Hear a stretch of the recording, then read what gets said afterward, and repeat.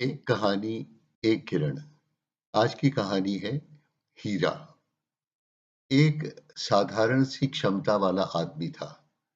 जैसी साधारण बुद्धि थी उसकी, वैसी ही साधारण नखशिख वाली स्त्री उसकी जीवन संगिनी थी। दोनों में बहुत प्रेम था। शायद इसलिए भी कि दोनों मानसिक और बौद्धिक स्तर पर बराबर थे, या फिर इसलिए कि दोनों एक दूसरे के पूरक थे। मिलजुल कर दोनों साधारण सा जीवन चला रहे थे। न बड़ी सोच, न बड़ी आकांक्षाएं, न बड़ी आशाएं, न बड़ी निराशाएं। एक दिन दोनों लकड़ियों के गट्ठर सिर पर उठाए जंगल से घर लौट रहे थे कि राह के किनारे उन्हें एक चमकता हुआ सा पत्थर दिखाई दिया।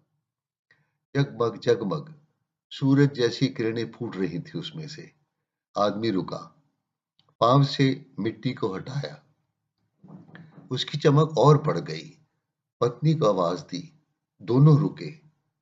लकड़ियों के गट्ठर बड़े प्यार से नीचे रखे, जैसे कोई अमूल्य वस्तु को रखता है, और चमकते पत्थर को हाथ में लेकर उलट पलट कर देखने लगे।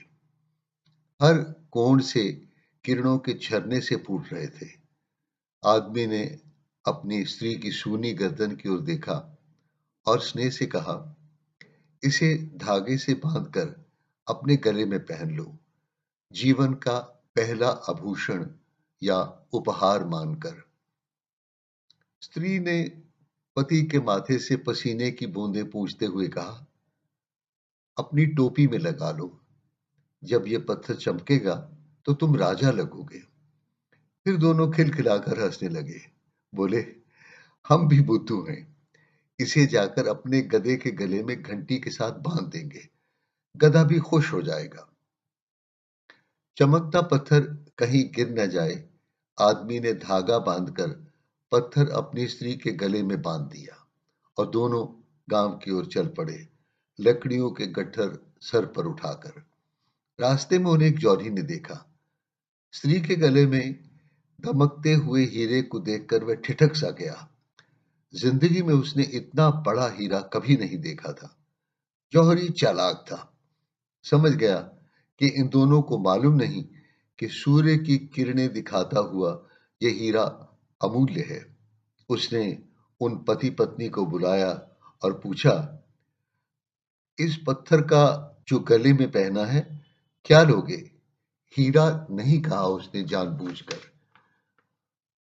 अब जो आदमी उसे पहले ही पत्थर समझ रहा था, वह दाम भी मांगे तो क्या। उसने बड़ी हिम्मत करके कहा, 10 रुपए। सोचा, 10 रुपए तो कोई पागल ही देगा, 5 रुपए भी मिल जाए तो बहुत सुख है। सुन रखा था व्यापार में ऐसा ही होता है, 10 से शुरू करो, 5 में सौदा हो ही जाता है। पर आश्चर्य था, इस शहरी और पढ़े लिखे लगने वाले आदमी पर पत्थर का दाम क्या ऐसे ही मांग लेता तो मैं दे देता।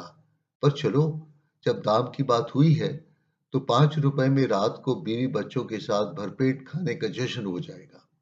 जौहरी ने सोचा, लाखों की कीमत का हीरा है और ये बेवकूफ इसे राह का पत्थर मान रहा है। पत्थर के क्यों 10 रुपए देना? उसने कहा, 1 रुपया लेगा? आदमी ने सोचा, 1 रुपए से कुछ ज्यादा खुशी न खरीदी जा सकेगी, और पत्नी की गर्दन भी कुछ ज्यादा ही सुंदर लग रही थी। उसने कहा, 8 रुपए दोगे? जौहरी कुछ ज्यादा ही कंजूस था। उसने कहा, 2 रुपए लोगे तो दे जाओ, नहीं तो रखो अपना पत्थर अपने पास। आदमी ने देखा पत्नी पत्थर को प्यार से देख रही थी। बोला, पत्थर बिकाऊ नहीं है, और आगे बढ़ गया। थोड़ी दूर गया था कि एक और जौहरी मिला। हीरे को देखा और पूछा, कितना दाम? आदमी ने कहा, 100 रुपया। जौहरी ने पैसे दिए और हीरा लेकर चलता बना। तभी पहला जौहरी भागता हुआ आया और बोला, ये लो 8 रुपए, ये लो 8 रुपए मुझसे, और पत्थर मुझे दे दो। आदमी ने कहा, अरे वह तो मैंने 100 रुपए में बेच दिया। जौहरी आपे से बाहर हो गया और चिल्लाकर बोला, अरे गधे, लाखों का हीरा तुमने 100 रुपए में बेच दिया। तेरे जैसा मूर्ख तो कोई हो ही नहीं सकता। आदमी जोर से हंसा और बोला, सुन बड़े गधे, हमें मूर्ख कहता है? हम तो उसे पत्थर समझते थे। हमने 100 रुपए में बेच दिया। पर तू तो जौहरी था, 10 रुपए भी देने को राजी न हुआ, 2 रुपए दे रहा था। गधे, और महामूर्ख तो तुम हो। हमारी बुद्धि के मुताबिक जो चीज बेकार थी, हमने उसके 100 रुपए पाए और कम से कम 1 महीना आनंद से रहेंगे। आपको ज्ञान था, शिक्षा थी, मूल्यांकन की क्षमता थी, और आपने लालच और चालाकी के वश में अद्वितीय लाभ का अवसर खो दिया। जाइए, अब उम्र भर अपने को कोसें और हमारे आनंद में बाधा मत डालें।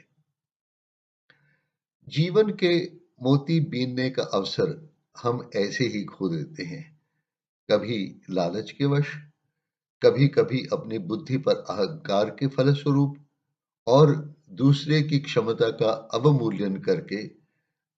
ऐसे में आ जाता है जीवन का अंतिम पड़ाव, और तब वहां से मुड़कर देखते हैं तो लगता है हर कदम पर हीरे मोती हमें मिल सकते थे। बस भ्रम की जंजीरों के हाथ ही स्वतंत्र होते हुए, और मिट जाती आंखों की ज्योति, टूट जाती है सांस, मिट्टी मिट्टी हो जाती है जो हीरा बन सकती थी।